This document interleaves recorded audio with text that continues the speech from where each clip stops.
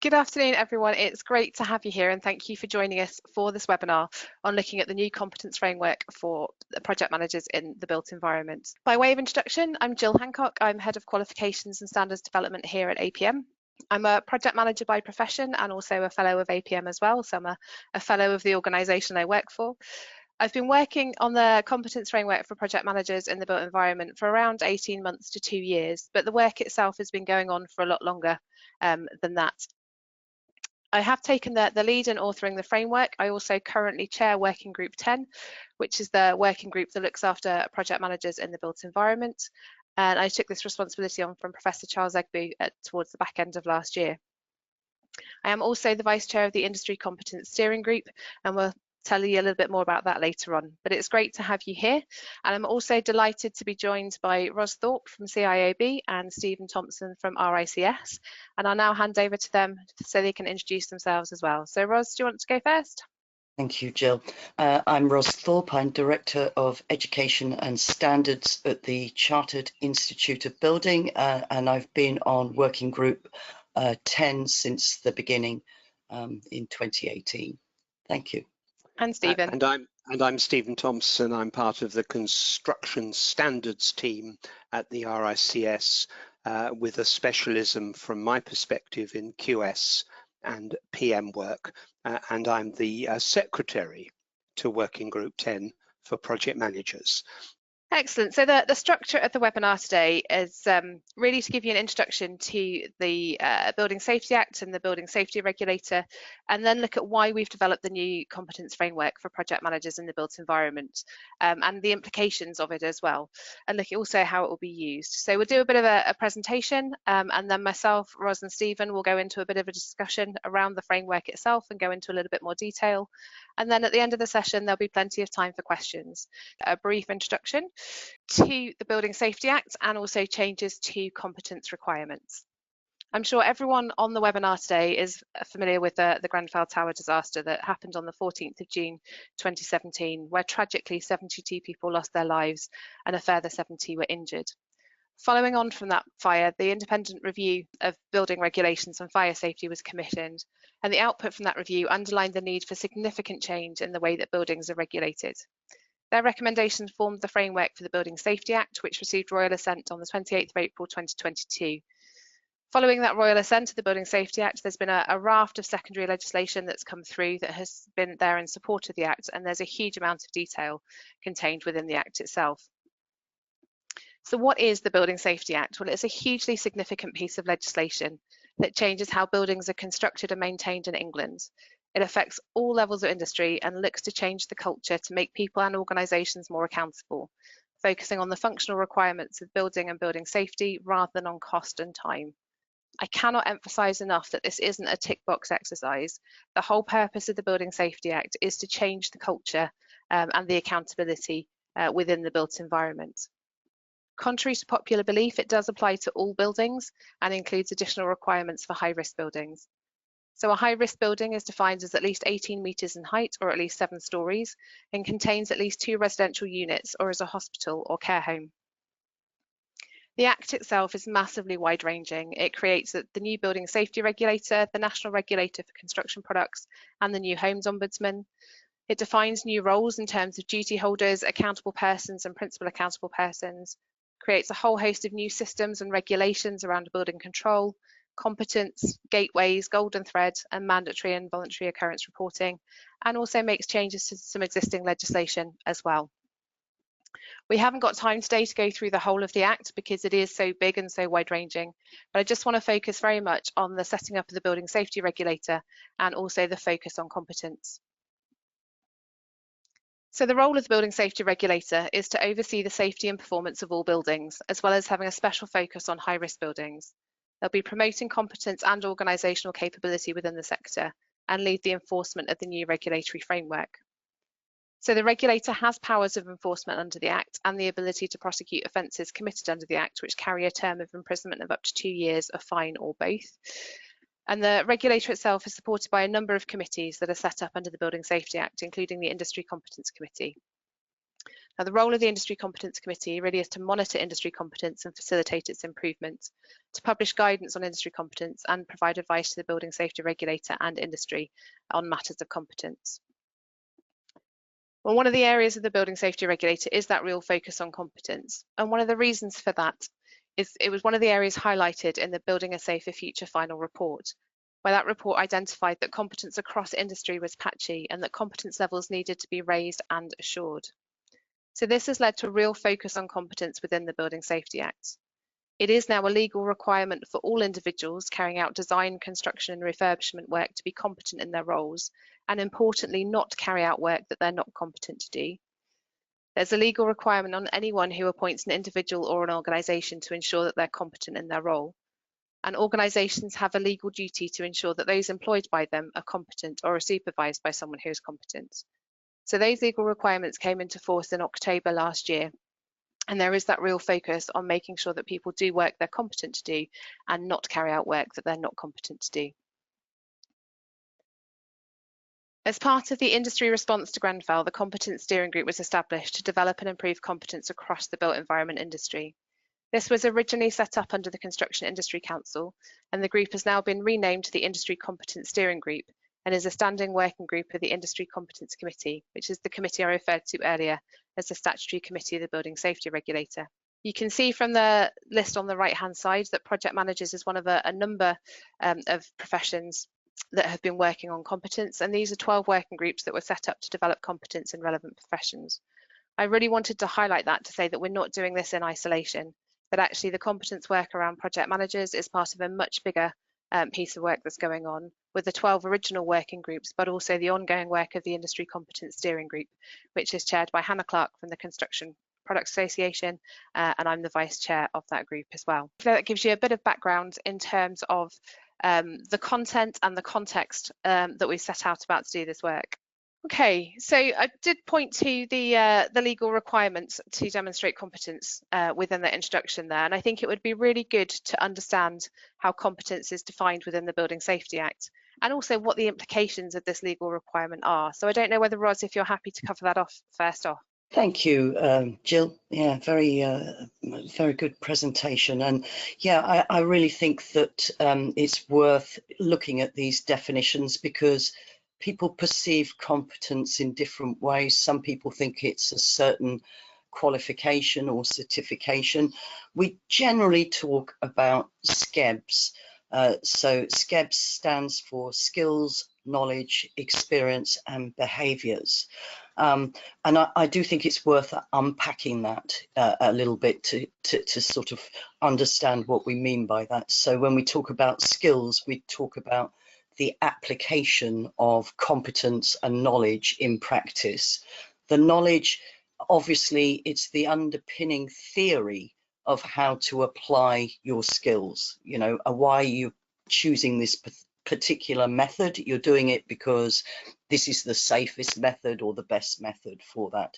Experience is a bit of a tricky one because that kind of people think, oh, well, I've been doing this for 20 years, so I must be competent. But you know, we don't really talk about longevity in experience. It's about the consistency over time in applying your skills in the correct way. So you could be doing something badly for 20 years, or you could be doing something very well for 3 years. So when you're looking at assessing someone's experience, you need to be looking at assessing how consistently they apply the best practice.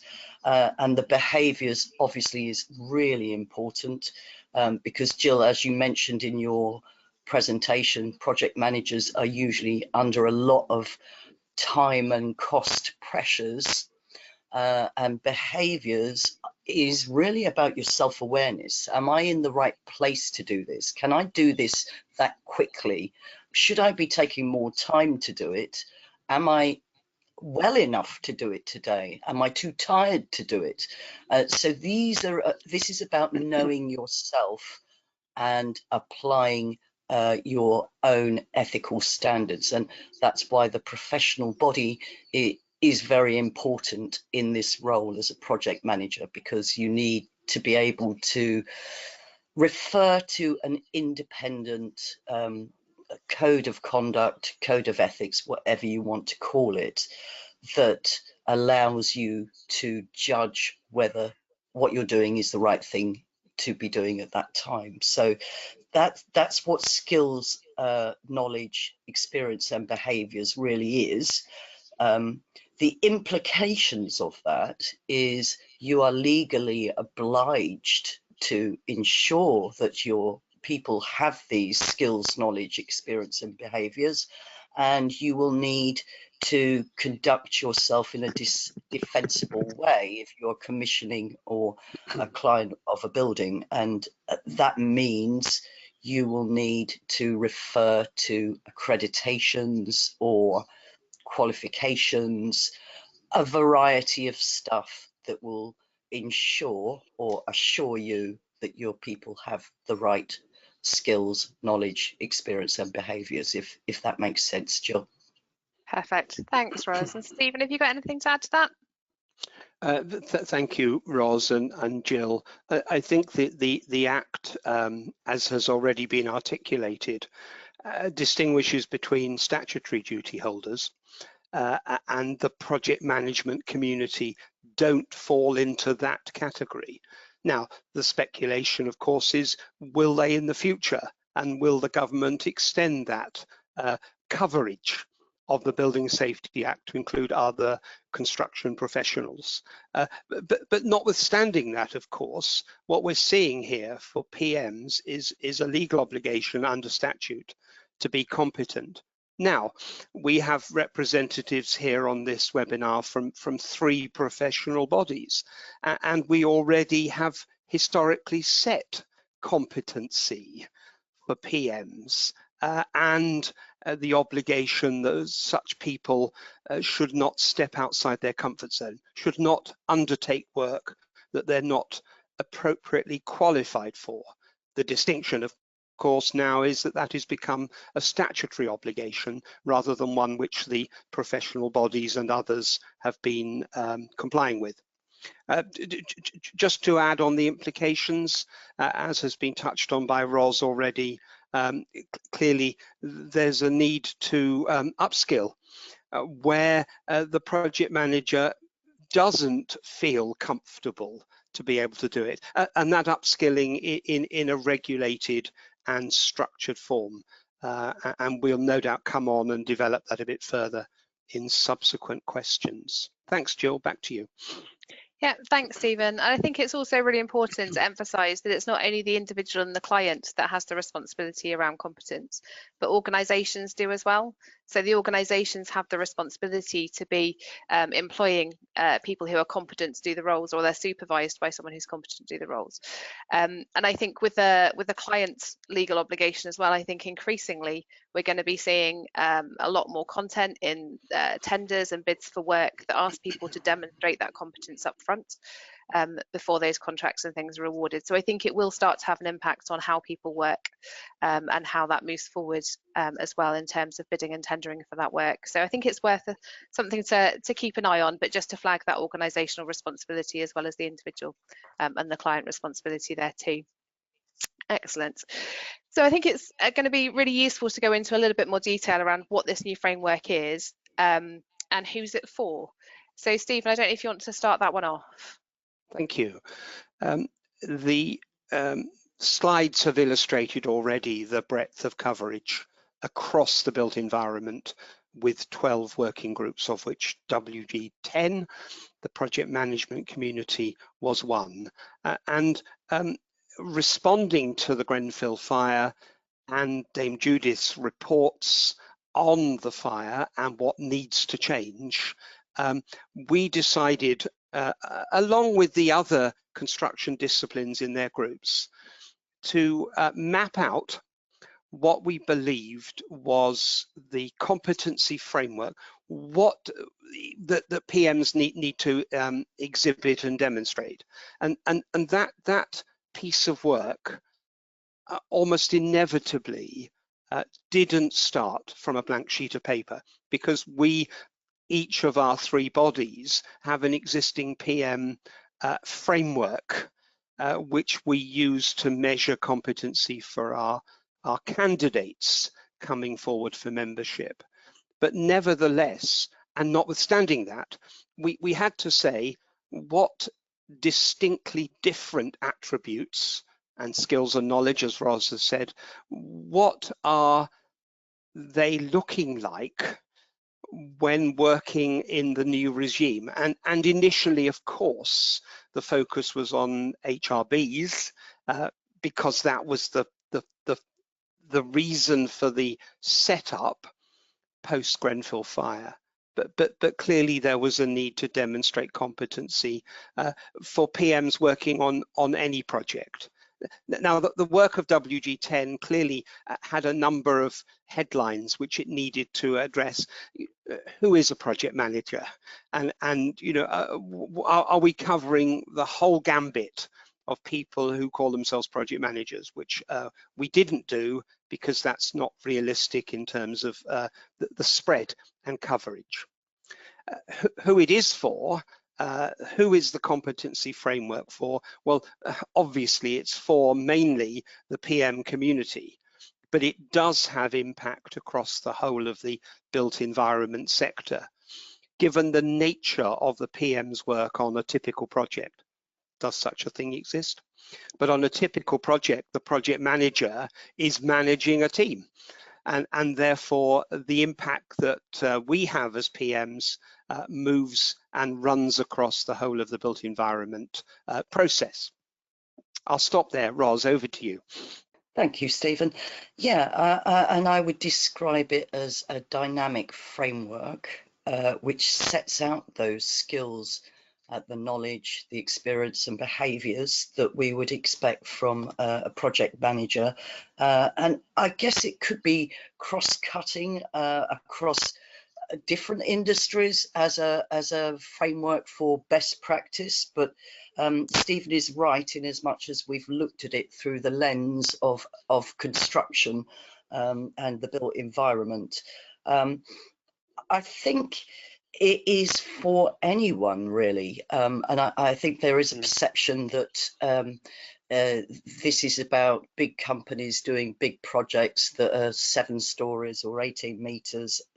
This isn't really about that. So we do understand that the Building Safety Act applies to any building that's under the building regulations. So it could be for a smaller company, and as a dynamic framework, it could help companies develop their own professional development programs, for example, graduate programs, and as well as being used as a tool in their recruitment processes to judge the competence or abilities of people coming into their organizations. So I think it could be used by anyone, and because we've done this piece of work, it means that a company can just pick it up and use it and apply it in their own environment. So they might not necessarily be a built environment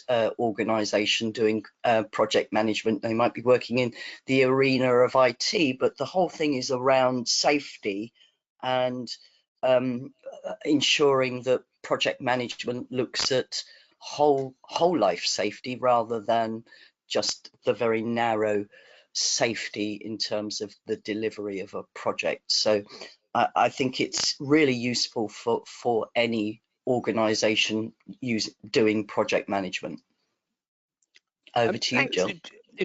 Gill, may I just have a very brief second bite of the cherry, and just picking up on Ros is quite right, the observation it's for everyone, and just to reflect on the fact that we're 3 professional bodies, APM, CIOB, RICS, but we will be very quick to point out and acknowledge that other professional bodies and other organizations do also qualify project managers to operate in their fields, and so you know, that's we've done what we've done to this point in the process, but there's clearly more stakeholders to draw into this process going forward.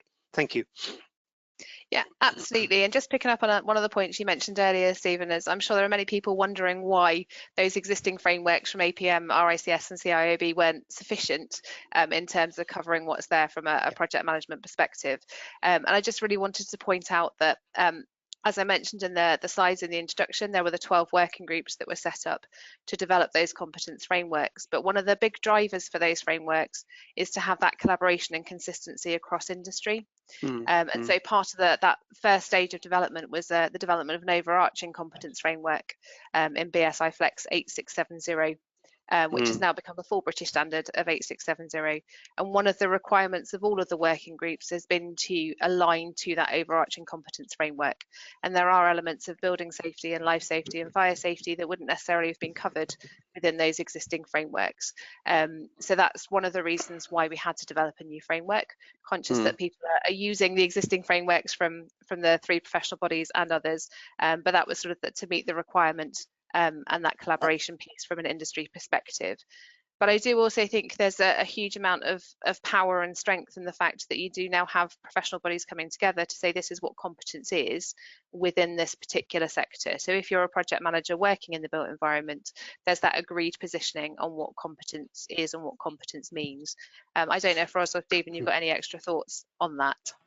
I wanted to chip in there because you know, we did acknowledge that what we had was not sufficient, but I would say it's necessary, but not sufficient. So it's a baseline. What we had was a baseline, and this just sits above that baseline in terms of what's prescribed in that Building Safety Act. So although we may not be sufficient, we are very necessary, and anyone else who joins us will also be a necessary baseline, you know, because I think the behaviours piece is really about professional judgment, actually, isn't it? You know, and you can see that with the terrible incident at Oxgan School in Edinburgh, whereby the ties were left off of a wall, and it subsequently collapsed, where the children would normally queue up to get into the school. So that could have been a really catastrophic disaster as well. And that is really about somebody deciding to do something quickly rather than doing it properly. And we probably, the Grenfell thing is really about cost and time, isn't it, rather than making that professional judgment. So so we are necessary. You know, don't go away from this webinar thinking, well, why did I bother to join CIOB, RICS, APM when it doesn't tick the right boxes here? Go away and think, actually, that is what holds you to professional judgment and professional behaviours. And again, in the report that Professor John Cole put out, it was very much a poor supervision what came out of that, and the same with Grenfell. Very much poor supervision has you know, contributed to this issue. So project managers are key to that, and I would always say, you know, get yourself professionally qualified. Absolutely, and I think also when people look at this new framework for project managers in the built environment, they'll see a very big crossover to the existing frameworks as well. So there is a lot of commonality that's there, and there is a lot of good content that is already out there, and a lot of benefit that members can get from that, and those that have been certified against those frameworks. It was just really raising that point in terms of aligning to 8670 and the very specific requirements around building safety and life safety. So those are in some ways additions to the frameworks that are already there, but if people have a look at the content, they'll see a very high level of crossover from existing frameworks onto this new framework. So we very deliberately didn't start from a blank sheet of paper.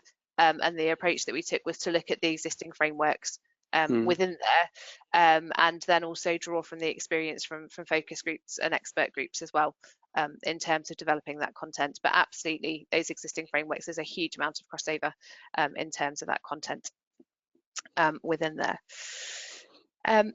Okay, so I think we've kind of touched on how people can use the framework now, in terms of some of the things that we're talking about in terms of recruitment and development and all those sorts of things. But I think we're in the situation where we have this new framework and we have the legal requirement to demonstrate competence as well. So how do those two things fit together? I don't know, Stephen, if you want to tackle that one first. Thank you.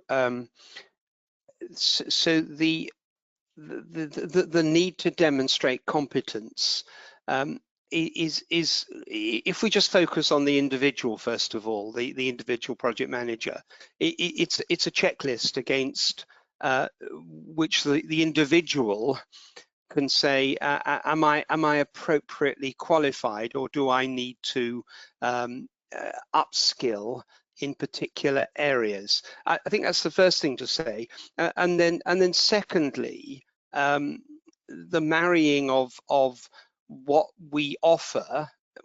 Were we to be thinking about a firm offering PM services, and the implications of that offering to market as a PM firm, in the context of this framework and the statutory obligations.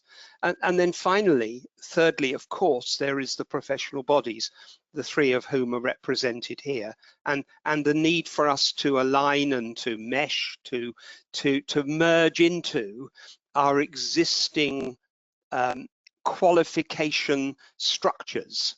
This is how we qualify PMs, and in the case of RICS, other types of surveyors as well.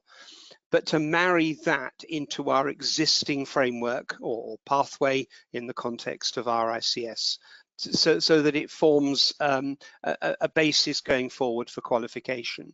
Now, obviously, that's a piece of future work, Gill, Ros, and we're at the beginning, we're at the starting point of that process of seeking to marry together and align statutory obligations with pre-existing qualification pathways and this framework as well. So it's not going to be an easy job, but we're at the beginning of that, and hopefully people can see that there is a logic to that thought process. Thanks. Over to you, Ros. Thank you, Stephen, and I totally agree with that.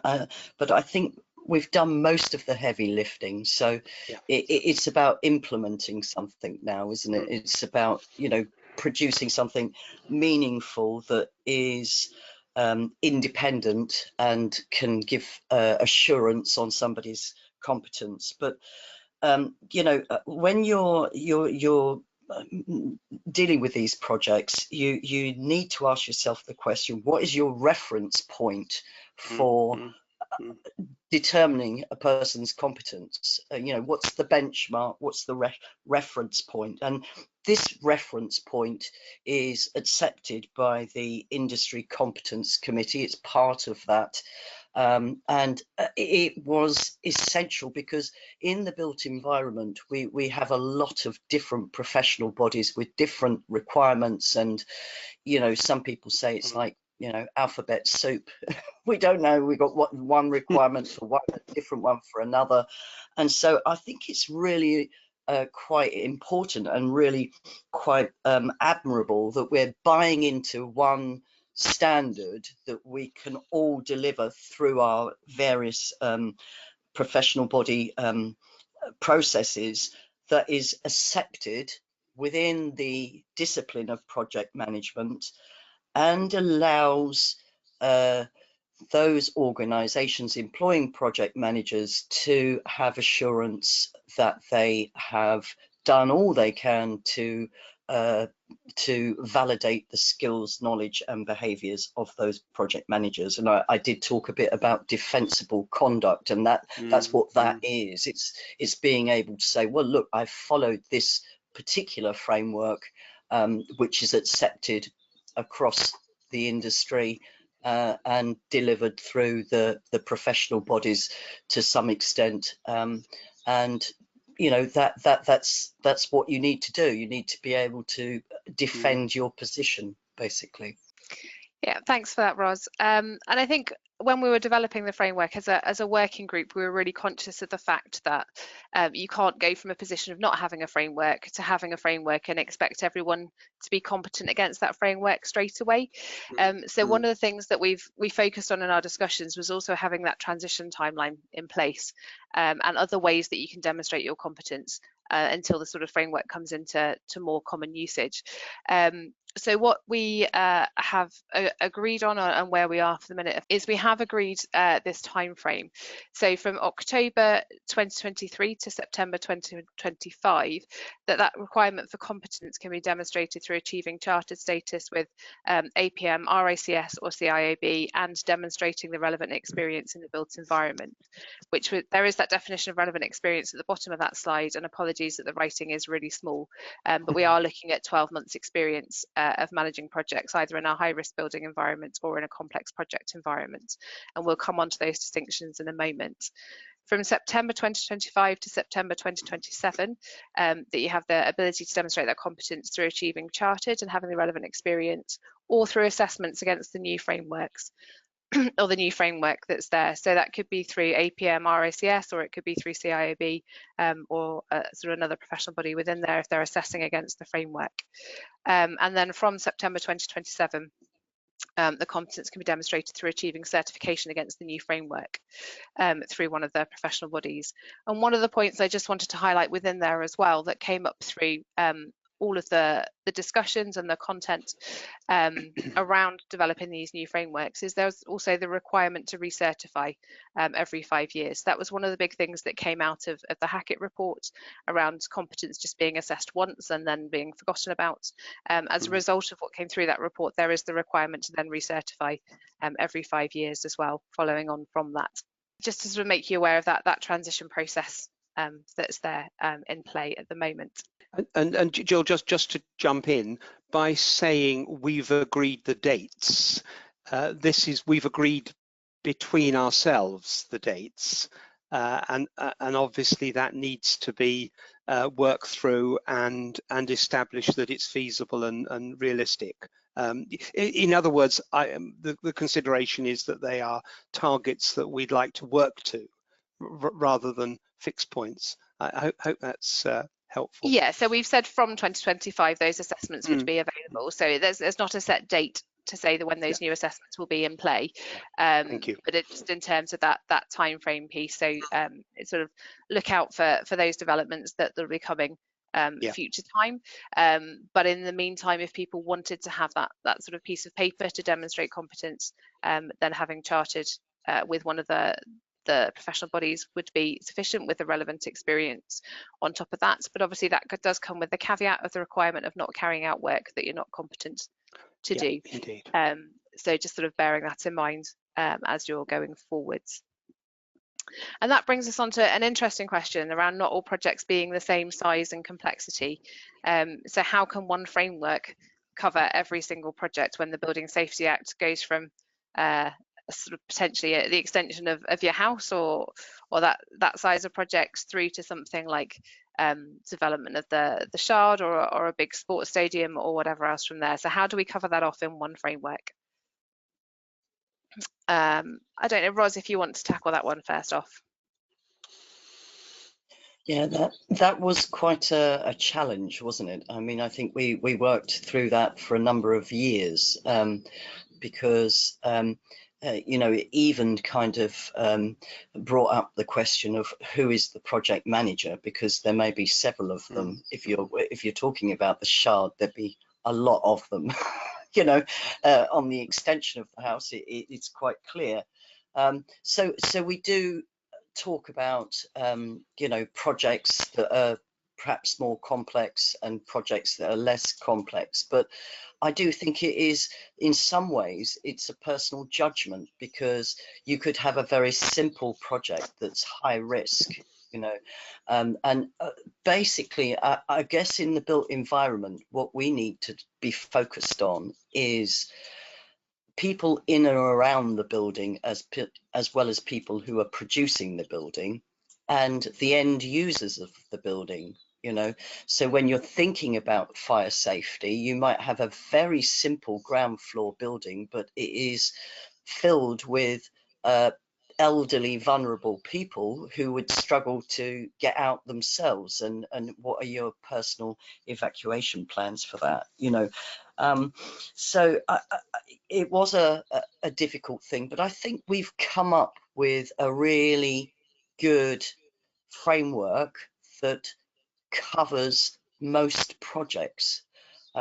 Obviously, there may be projects out there that we haven't covered, but we've done extensive consultations on this through various different companies and organizations. So it has really been through a lot of validations. And I guess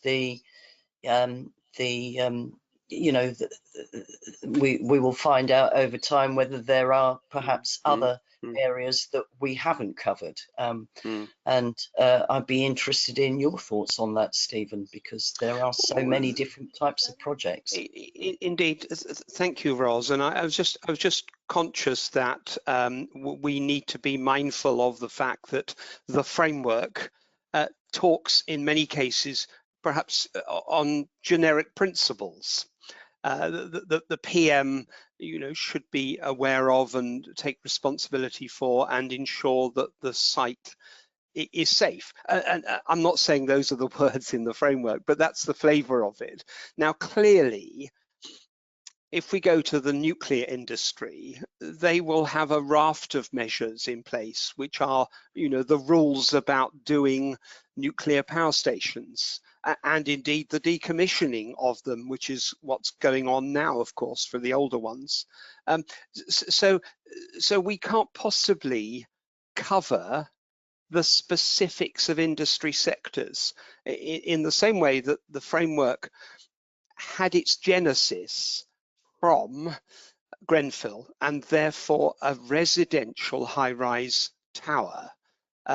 And therefore the framework needs to capture that as a specific requirement, whilst at the same time trying to cover generically the requirements of a PM to operate across all industry sectors, everything from the shed to the shard, as Gill said. The other thing that strikes me, and it was a debate during our early work, was the question, the challenge, the conundrum about how much does the PM on a complex project need to know against how much the project manager can rely on the specialist knowledge of other members of the team. Now, obviously, clients will have a view on this in their appointment of PMs, because they will say, you're responsible for everything, Mr. PM, Mrs. PM, you're responsible for everything, and you're accountable to me for the actions of all members of the team. Which is an awesome responsibility in the context of knowing when the architect or the engineer says, trust me, I'm the expert in this area, the PM needs to know what needs to be challenged, perhaps. And that was something that we deliberated and debated over at length, whilst acknowledging at the end of the day that clearly a single PM can't possibly have the knowledge and experience base across all aspects of a complex or an HRB type project. Thanks, Jill. Thanks, Stephen. And it has been some interesting discussions, interesting debates within the working group and also within the wider conversations we've had with focus groups and expert groups. But I also just wanted to highlight that within the framework, we're conscious that the level of competence that's needed if you're just managing the extension to a house compared to if you're managing something a little bit more extreme than that is going to be very, very different. So we have put some guidance within the framework around pointing out that those that are working on high-risk buildings or in complex projects, and there is a definition of complex projects within the framework, that actually all of those competencies are relevant, and we would expect people to be able to demonstrate competence against all of them. in terms of working as a project manager in that space. For those who are working on less complex projects or smaller projects, then the framework really is there as guidance to be used in a proportional way. So elements like the golden thread would only be applicable to the high-risk buildings, but actually the concept of information management is something that's key to all projects that are going through, but you'd apply that proportionally depending on the size of the project that you're working on. But just to re-emphasise that there is that legal duty on everyone to only complete the work that they're competent to do. And I know I keep emphasising this, but I think it's a really key point that actually, yes, we're saying in the framework, if you're doing high-risk buildings or complex projects, these are the competencies you need to be able to demonstrate. For others, it's a question of using judgment, and there are other qualifications and memberships and resources from all of the professional bodies that will help and support you in developing those competencies and being at the right level for the project that you're working on. Perfect. So just before we move on to answering some of the questions that are coming in, there are quite a few coming our way, so we've got a number to look at. But just before moving on to those questions, I just wanted to get both of your thoughts on how you think the Building Safety Act will affect the management of projects in the built environment more generally. So we've looked at the competence question, but are there any other areas where you think the Building Safety Act will affect the management of projects and how those projects are managed? Stephen, do you want to go first on this one? I think, yes, inevitably, of course, there's going to be impact on the way projects are run, and of course, the way the PM has to respond to that. And that impact perhaps comes home to roost, as it were, in one example I might give, and that's the completion of the project and its handover to the client and its occupation. And the fact that the Building Safety Act and all of the secondary legislation flowing from it lays the obligation upon the team to submit the completed project to the building safety regulator for them to sign off, issue a certificate, I think is the phrase that's used in the Act, but I might be wrong on that. Suffice to say, that's a fundamental change from the way it's been up to now. The job's finished, it's handed over, practical completion, to use JCT terminology, is awarded and issued, and that's it. But going forward, not so in terms of the need to have it certified as, well, I suppose the term we should use is safe to occupy. But that clearly is one example of a number of changes that flow from what we're calling the golden thread of information through the project from start to finish. Ros, over to you. Thank you, Stephen, and I think that's given a really good overview of the technicalities of this.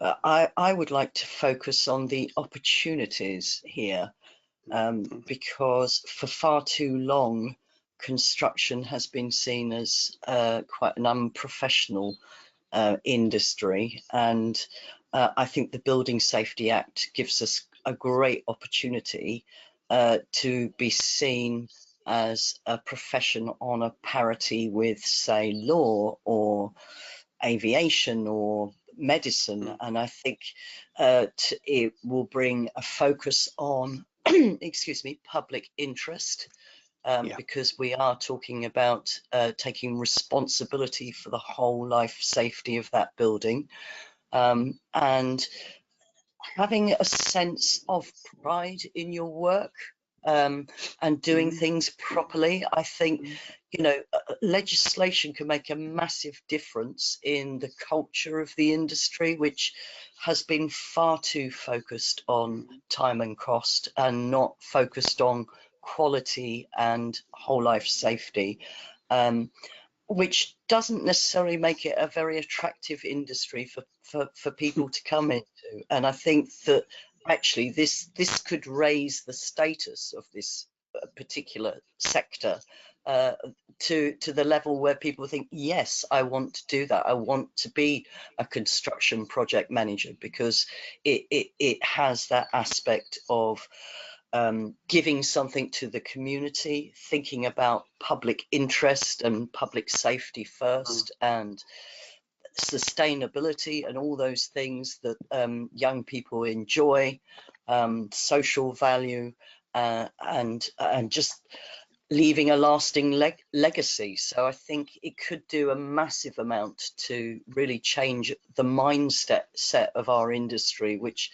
traditionally has been, you didn't do very well at school, go into construction. You know, I really do think that there is that opportunity there to make a real difference to the industry. And I think Dame Judith, you know, one of the things she talked about was the culture. And that's probably the hardest nut to crack, actually, because once you get the bad apples, it's really difficult to compete in an environment where it's a race to the bottom, as she set out. You know, changing mindsets. Right. And I just think that it can no longer be a race to the bottom, because we must comply with the law, and if we don't, we will suffer the consequences for that. So it's no longer that race to the bottom and competing in you know, these sort of tenders that are ridiculously low and stuff. It's now about you know, your own sort of advantage in terms of what you can deliver in terms of quality and public benefit. So there is a great opportunity there. It'll probably take some time to filter throughout all the it is a complex industry. We know that it's got a massive supply chain, and you know, it will take some years for that to filter through, but I think it will change things for the better. Yeah. That sounds like a prompt, Ros, for other webinars, inevitably. You know, yes. Change the race to the bottom. Yes, indeed. Yes. Yeah. Debate. And maybe I'm utopian, Stephen. You know, I do think that regulation is needed here, because you know, there is not much of a carrot in terms of, can you deliver something that is safe and, you know, performs well over time. The carrot seems to be, can you do it as quick as possible and as cheap as possible? Whereas I think actually the stick now is needed, and that will make some difference. Absolutely, and I think it's a really interesting discussion to have, and I think it's one of those things that'd be really interesting to monitor over time as well, to see what that impact has. So I do think there's that whole mindset change, that whole mind shift change. And as I said in the instruction as well, it's just the whole emphasis of the Building Safety Act is to change that culture and to change that mindset and put that the functional requirements and the quality and the accountability right up front, which hopefully will then enable people to do a better job and a more competent job in terms of what they're delivering and what they're producing.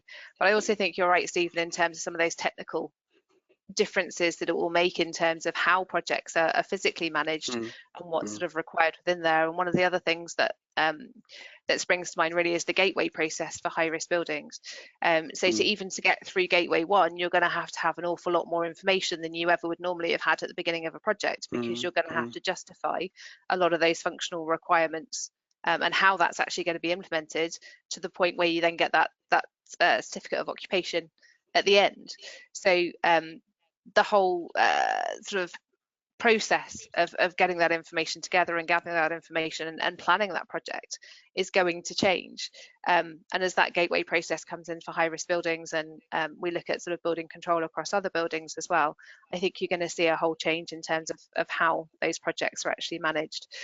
And as you say, Stephen, I think the opportunity for a number of other webinars. So if that's something that's of interest to people, if you could just put a yes in the question box or the chat box, and some areas that you might want to be covered, then we can certainly have a look at some of those and see how we can best support you as we all work our way through what the Building Safety Act means in reality.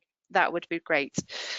Okay, so we've got about 10 minutes or so left, and we've had a number of questions come through. There seems to be a lot of thread around the role of principal designer and whether or not this framework means that you can be a principal designer. The simple answer to that question is no, that the principal designer framework is there and meets the requirements of the British standard that's been put in place for principal designers. So this framework is very much focusing on the role of project manager.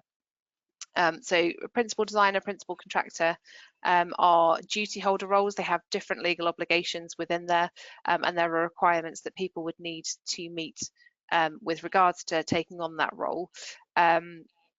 I don't know whether Ros or Stephen, you want to add anything to that? Nothing to add. Nothing to add from me. I would no. say that RIBA have a principal designer certification scheme that is live, and we have a principal contractor certification scheme that is just about to go live. So we've just come out of pilot. So there are certification schemes that validate your competence, and again, they are renewable, as you said earlier, Gill, every 5 years. So there are schemes out there to validate those roles, competence against those roles.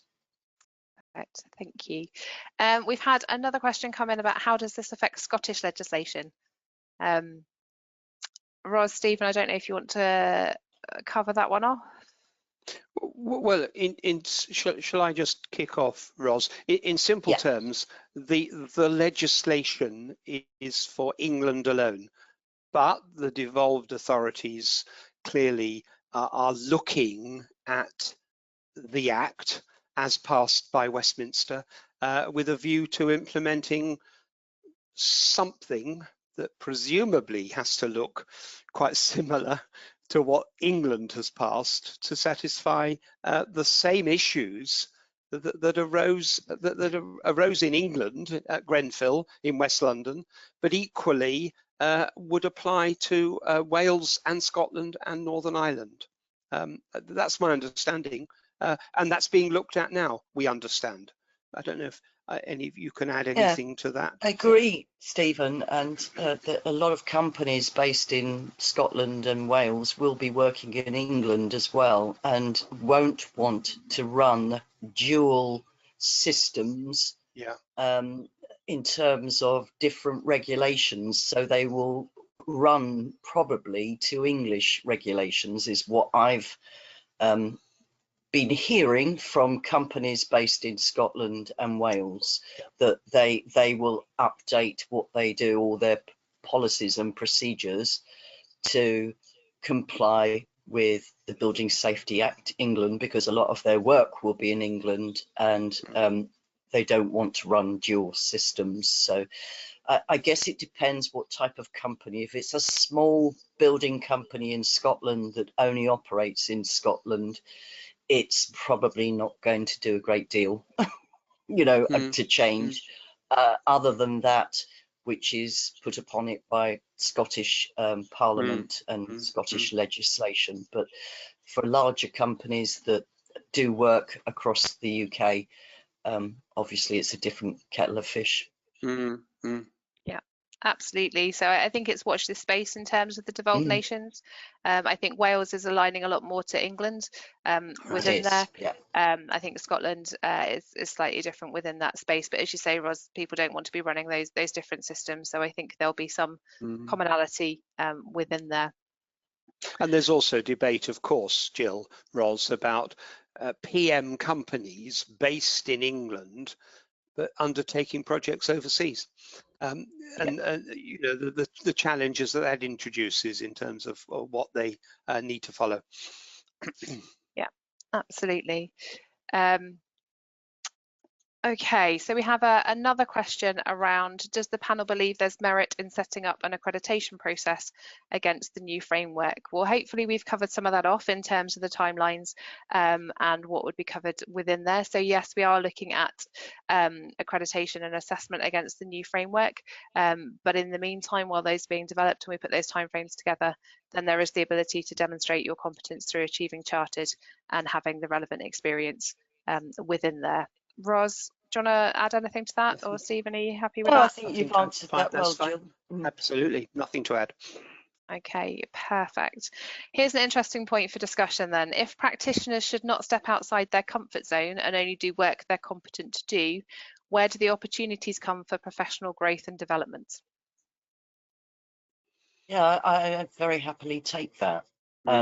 So I think to become a true profession, we need to, as an industry, buy into one competence development or mentoring system, rather like the NHS does. So if you work in a hospital in Wales and a hospital in England, you're going to go through the same competence training program, which is kind of a mentored program. So you don't come out of medical school and perform a heart transplant on day one, do you?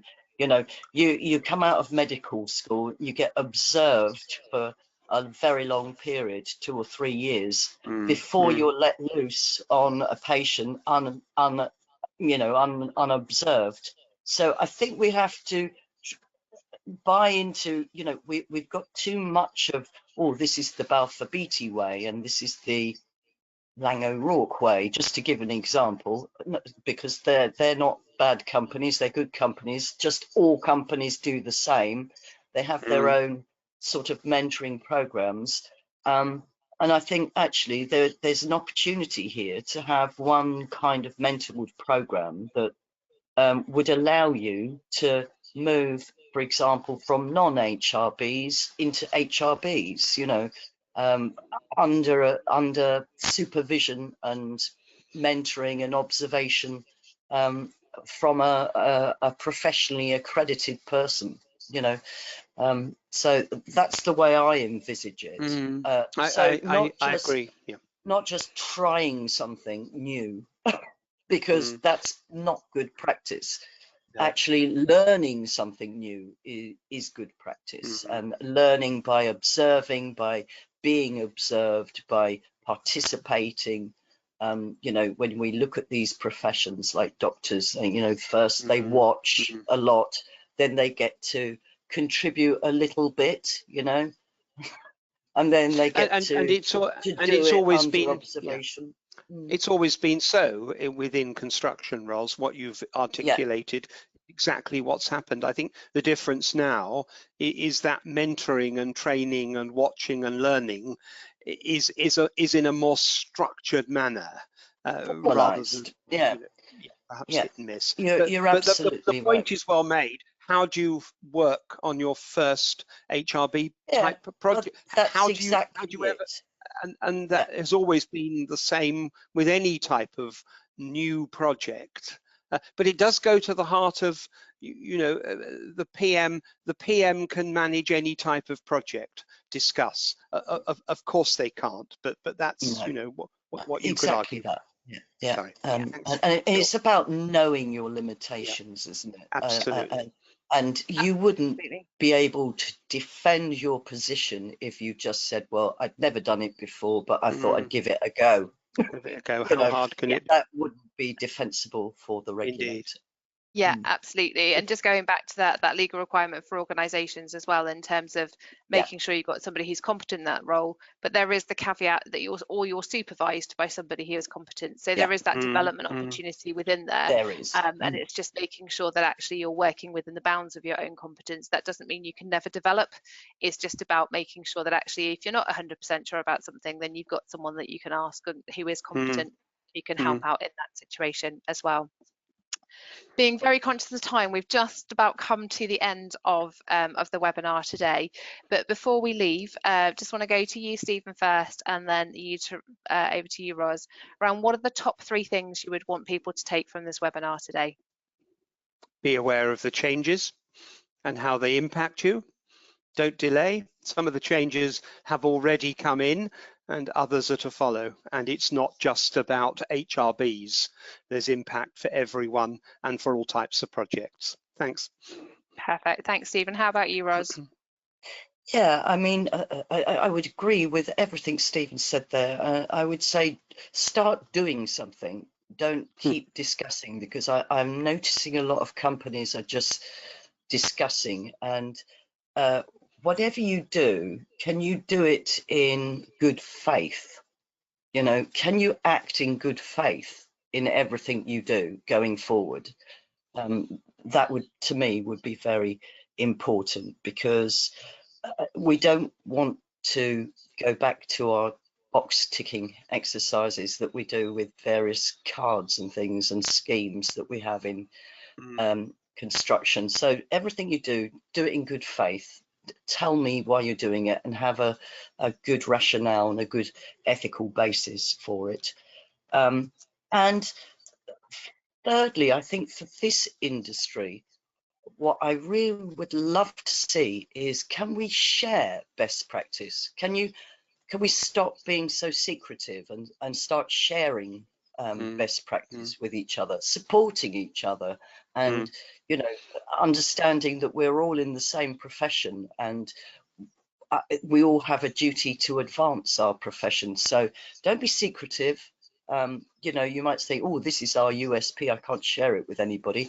Well, you should share it. You know, you should be thinking about the greater good and sharing your practice and learning from others. Yeah. Perfect. Back to you, Jill. What's yours? Thanks, Ros. What's mine? Well, I think it's just to really make people aware that the framework is there and it's open for everyone. So it's an open resource for people to use that's available. So it's on the APM website at the moment, to really take that framework and familiarise yourself with it. So although we're not looking at certification for another couple of years, actually it's a good time now to familiarise yourself with that framework and start to upskill yourself against that framework, so you're not then going to be caught out later on. But also don't be scared by it, because actually there is an awful lot of crossover from existing frameworks that are already in place and existing certification schemes that are already there. So it's not something that's completely brand new, but it is something that hopefully will help you in the roles that you're doing, and also to meet your legal duties and your legal obligations that are there. So there's a lot more that I could say on that, Ros, but I've restricted everyone else to 3 things, so I'm going to have to restrict myself to 3 things as well. But it's been absolutely lovely having the time with both of you this afternoon to talk through the framework and the implications of that. I look forward to many more webinars looking at other aspects of the Building Safety Act as well, and what that means for the project profession, and would be really keen to hear people's feedback and also other subjects they'd like us to cover in the future. So thank you very much for your time. It's been an absolute pleasure as always, and thanks everyone for being part of the audience, the community, and all of the questions. Bye-bye. Thanks. Okay, Bye-bye. bye-bye.